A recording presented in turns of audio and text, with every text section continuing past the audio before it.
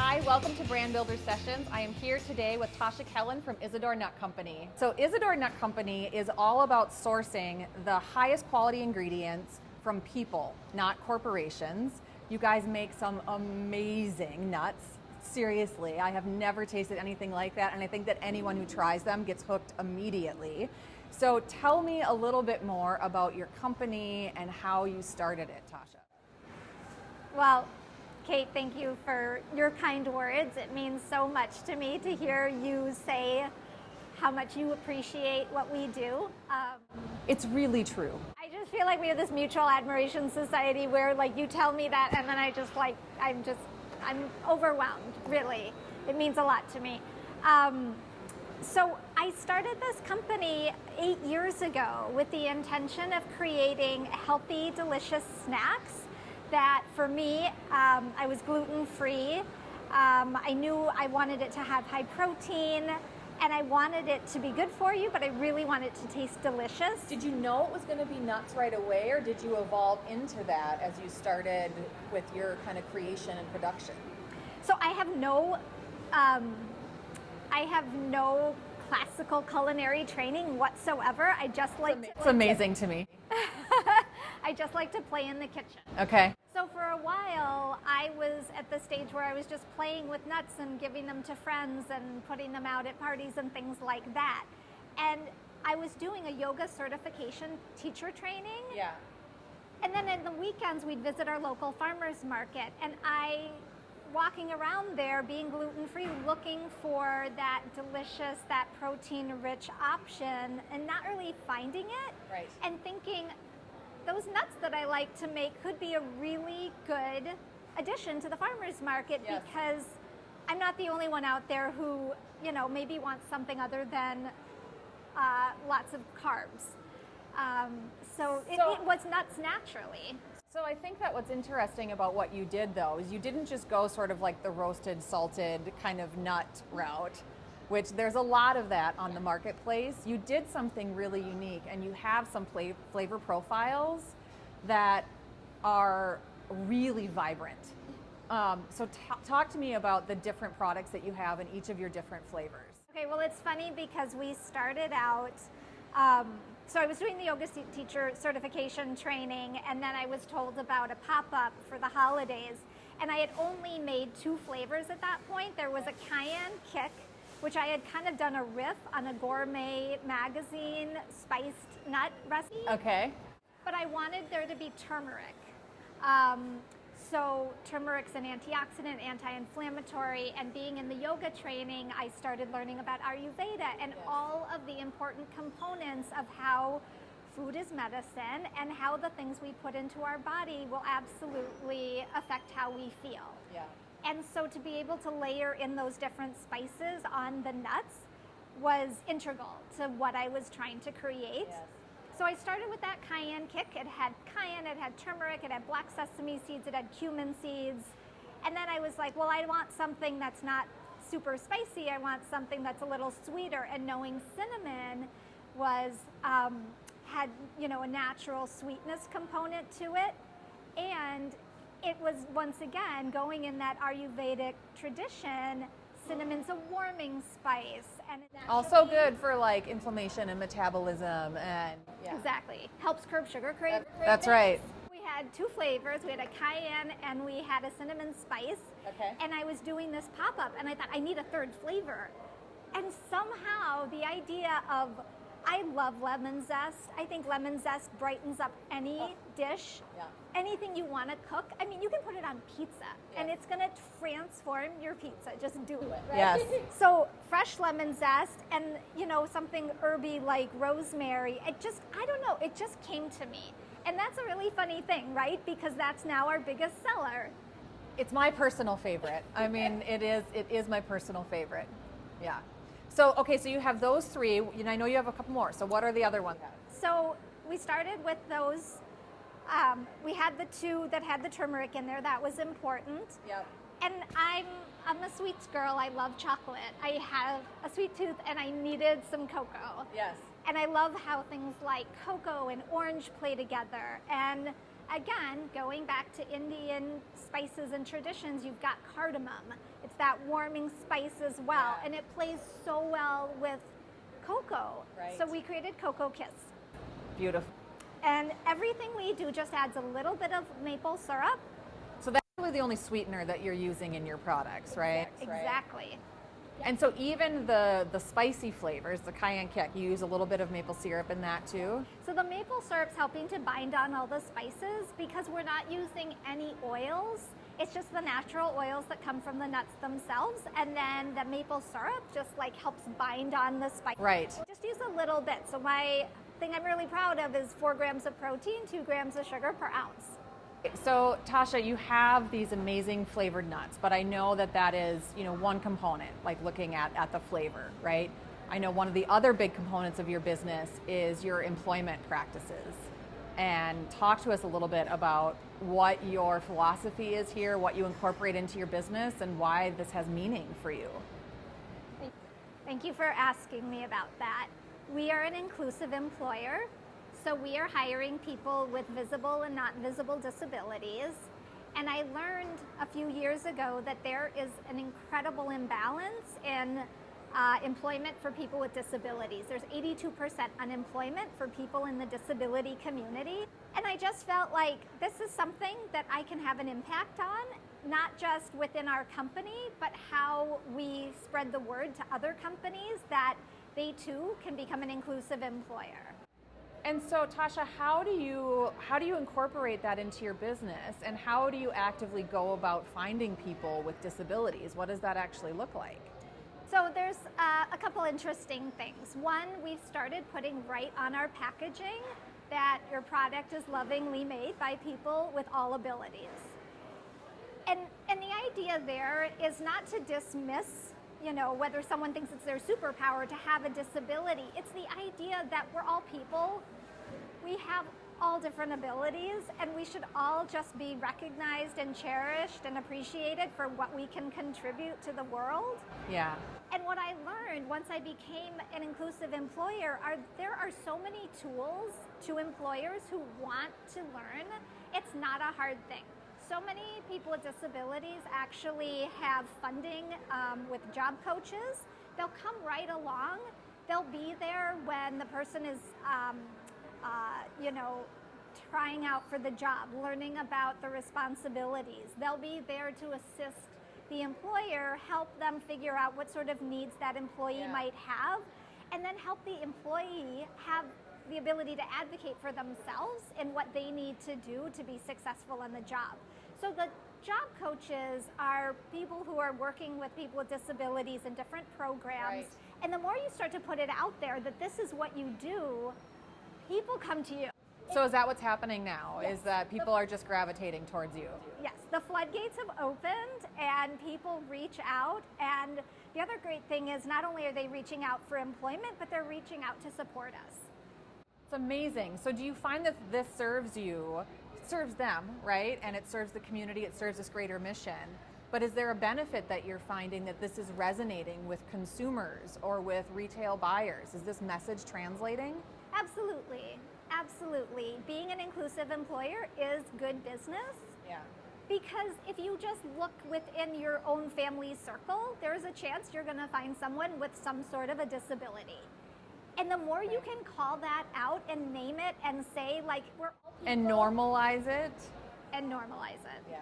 Exactly. That is the kind of thing that, in this day and age, people are willing to talk more about, what it is that, what it is that's going on with them, what makes them tick. Yes. I mean, you yourself wrote a book about being bipolar. Uh-huh.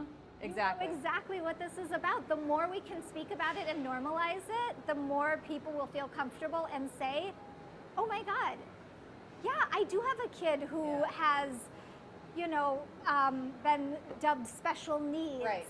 But they have a ton of different abilities and they just want to contribute to society. That's right. Everyone just wants to contribute in some way. Isn't that true? Isn't that what it boils down to? At the very end of the day, we want to feel like we have meaning. What we do has meaning, that we're contributing, that we're a part of something.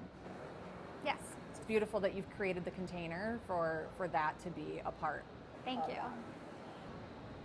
So you kind of just blow me away, because as we really kind of like peel back the layers of all aspects of your business, it's sort of just one kind of beautiful thing after another, right? So we know that you start with this really amazing tasting product.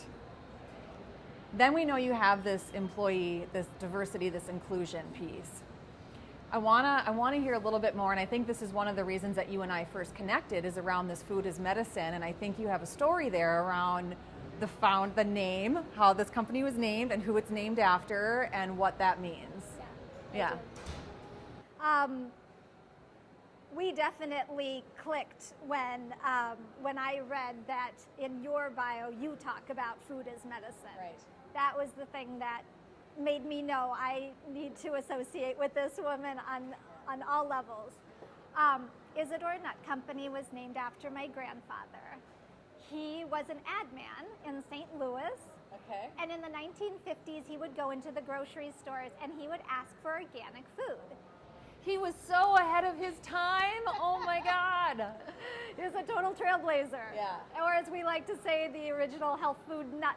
I love it. I love it. So he'd go in and he'd ask for organic food, which is really crazy, is that honestly from his generation, they only grew up with organic food. Exactly. Right? Exactly. Right? So this is obviously something that has infused into what you do. Tell me a little bit more about his influence into you and your life and this company. So as an ad man, he knew that this was something important. He needed to impress it upon his friends and his family, impress it upon my dad, his son. He ended up getting Parkinson's in his late 50s. And when Western medicine didn't really know what to do for him or even really knew about Parkinson's at the time, he went in search of other healing modalities. He found acupuncture and hands-on healers. Wow. He did juice fasts. Yep. And I like to extrapolate that he believed food was medicine. Yes. And he passed on the importance of that clean, healthy eating to my dad to me to my girls and friends and family and, our consumers. What a legacy, Tasya. That's so amazing. So amazing.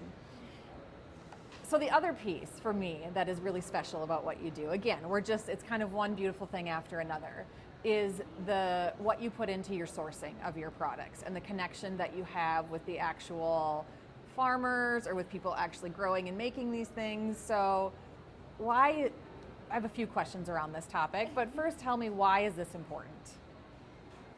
So I started this business in 2012, actually, with a different name. It was Sante Morsels. Okay. Sante being health, morsels being that tasty, delicious bite. And I knew, because I started this idea in the farmers markets, I knew I needed to source as locally as possible. I needed to support as many farmers as possible. And I needed to, I don't want to sound negative, but I wanted to help combat big food. Big food that was saying for decades, we don't really care who grows your food. We just want to blow it up and spread it far and wide to as many people as possible. And we all know what happens when that happens. The farmers who grow the ingredients so carefully get pushed out, and Big Ag steps in. Yes. And I wanted to combat that. I wanted to be challenging who is growing your food. You want to know who's growing your food, and you want to support them. And so are they at the farmer's market, or are they in a farm, 5 generations growing walnuts in the Sacramento Valley in California? Because they know that organic feels good, it tastes good, it's better for you, and it's better for the environment. Right. And so I wanted to highlight those people, those farmers, and say, this is who makes your food. This is how our country was established, and we can only grow, our country can only grow stronger if we look at and build up the people who actually farm the land. This is such a big issue, right? And as you kind of talked about a little bit, our system, our government system, our big food business system is not set up to support these small farmers. They don't get all the subsidies typically that the big farmers do. They don't get all of the kind of kickbacks and support that GMO corn and soy and other things are getting. So it's massively important for people like you to do what you're doing. So do you actually have a relationship then? Do you know some of the farmers? Oh my God, I have a couple new relationships. Yeah. My pecans are coming from a place in Oklahoma called Miller Pecan Company. And what Miller does makes me so happy because they are true environmental stewards. You go to their website and it outlines specifically like how they grow in an integrated pest management system, how they work with the land. And pecans have a really hard, thick shell. Pesticides can't permeate the way they can something like a cashew, which we can talk about in a minute. Okay. Pecans, that thing's gonna fall on your head. It's gonna hurt. Right. So there is no reason to like bring in GMOs and At to all. do anything funky with a pecan. Right. But Miller says, hey, we want to put the money into pricing affordably. We want to put the money into making our product available to as many as possible. We don't want to necessarily pay for organic or non-GMO certification because we'll prove to you just by our practices, Right. what we're doing far beyond exceeds what those standards are gonna Doing get more you. than what those standards get you. Or they just don't want to pay the extra money Right. to say, here's our proof. Right. Just taste it. Come visit our farm. Now I haven't been able to visit them in Oklahoma yet, Yeah. but my plan is definitely to do that. This is coming, I'm sure. This is coming. Yeah, you'll probably do like a whole supplier tour at some For point. sure. And For sure. Yeah. Which will lead us next to Benin, Africa, Okay. where our newest supplier is growing cashews.